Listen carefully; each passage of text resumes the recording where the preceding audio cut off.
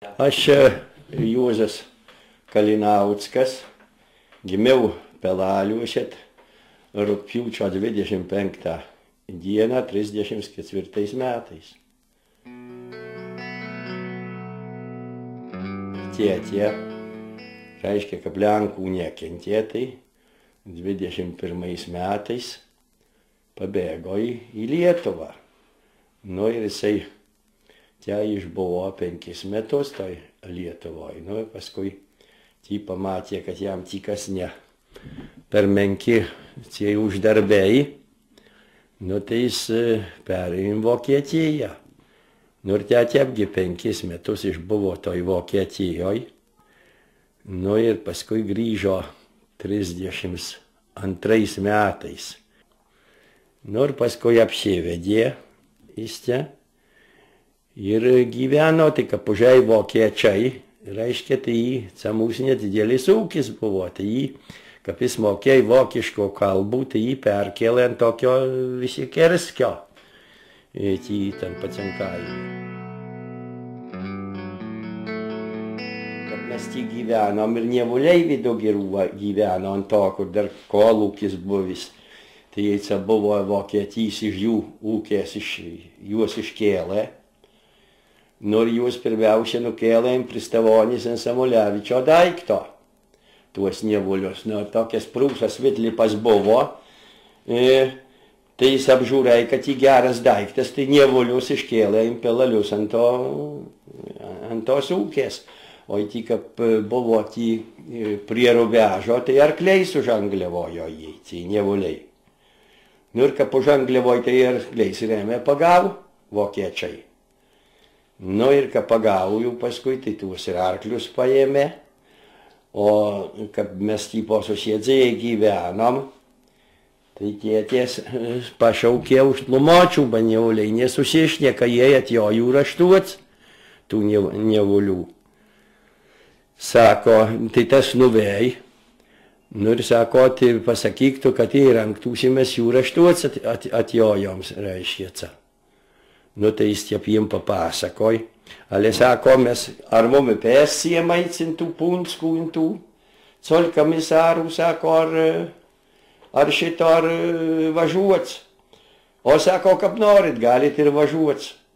Ale kad pilnas, sako, vežimas linų, nu tai eikit, išmeskit tuos linus, sako, mes jojam, čia jau vokiečiai ir sako, agurkiuose jūs laukšim. Nors jie netūli numest, sakai, savo per rubežį ir Lietuvų. Čia Nievuliai nuvėjo. Nu ir šito, kaip jie nuvėjo, jau tų Lietuvų pabėgo. Tinai. Tai nakts vokiečiai atjojo ir pastėti, kur Dievuliai, sako.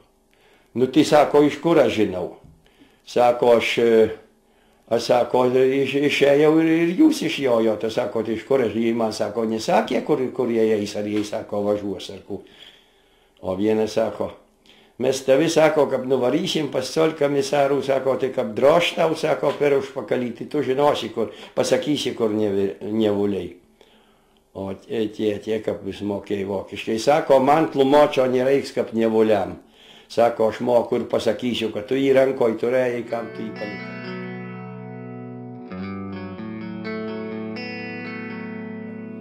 Valinčių Bancevičius Žanijos įva, su Nievulių tie žvikelių, kaip vadzina janakais. Nu tai buvom kviesti toj vestovėj mes. Nu ir susiruošėm važiuoti tų vestovį mes, reiškia, jau po karį šitą. Nu ir ateina policnikas ir suraštau tėvų, reiškia. Nu ir suraštau ir jau paskui nuvarė į Suvalkus, o mes su mamu ir sesuo į pėsti nuvėjom į tų vestuvių. Jau grįžom iš tos vestuvės, ant ryt, kad tėvo nėra. Nu tai paskui motka verkdama lakstyts, kur tas. Nu ir šito tai į Suvalkų į Balstogį. Nu, Valinčių senavaicai, Valinčiai, tai tokias, tas senavaitis buvo, tai kokį rusų, reiškia, kariuomenės turėjo pažįstamų. Sako, to nebainolėkį atgaltintuos nevulius intų vestovytais, dat jį buvo, to nelakstyk, sako, ir neverk. Sako, ryt važiuojam insainus pas tą rusų, sako, ir jis, bet čia turėjo būt kieno paskūsta.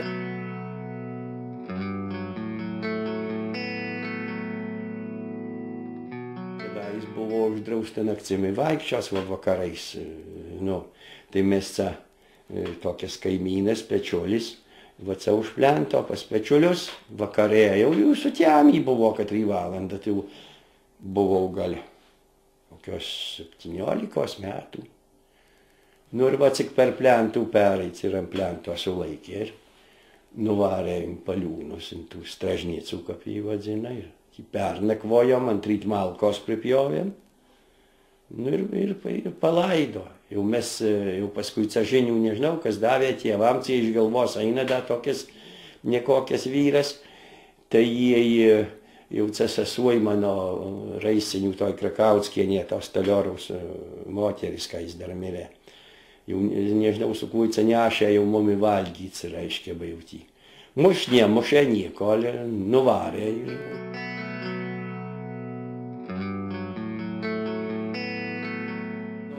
Nu labai buvau užsispyris, reiškia, ir tų kolūkių nenorėjo, cepelaliai sudarė kolūkį, Bukautskas, Danys, paskui Kiaulėkas, kas čia mūsų, liko tų vasadnikų, tai tik vienas Vyžikautskas, reiškia, nein kolūkį, o čia šitie pelalių Bukautskas, Žilinskas, kur Kmieliauskas, tai Pečiolis, ir tas Jono Pečiulių, Broniaus tėvas, tai tik po metų išbuvo ir pametė, paskui Algerdas tas Nevuliukų prie ežero, ir va Pečiulių gidas.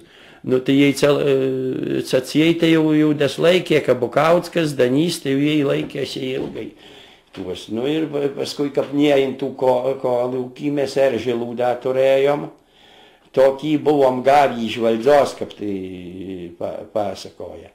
Nu tai paskui užsispyrė buvo paimti to Eržilo iš mūsų. Nu, ale tada labai tie tokie arkliai lyg pigus buvo. Tai tėvas, kad paskaitė, reiškia, kad kiek jis sušėrė, kad jiem užmokėt už tai, tai paskui jie atsimetė. O pleno nedavė, tai sėdėjo mėnesį laiko.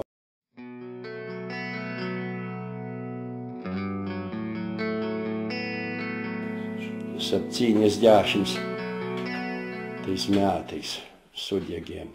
Visos trobos nieko neliko, viskas suplaškėjo. Dienos čia esi, tokias vėjukas ir šito, ir cava labai liuosiai buvo elektros laidos tos. Nu ir vėjukas ir tos susijungė, tai aš tai moteris buvo su alkuose.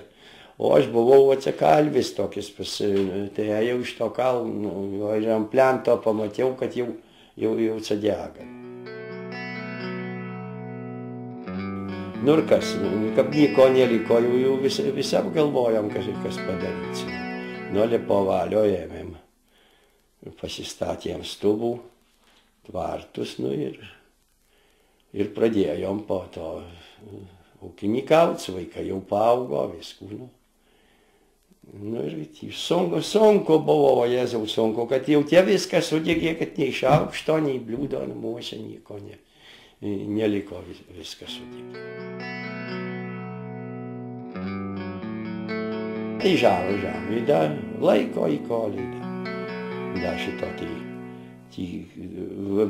šienus tuos nupjauna, tai tų belių parduoda, tai javo, kiek šįmet 5 tonus da javo vada, cik dar pardavė, noris tį menkoj kainoj tas javas, jo neapsimokas.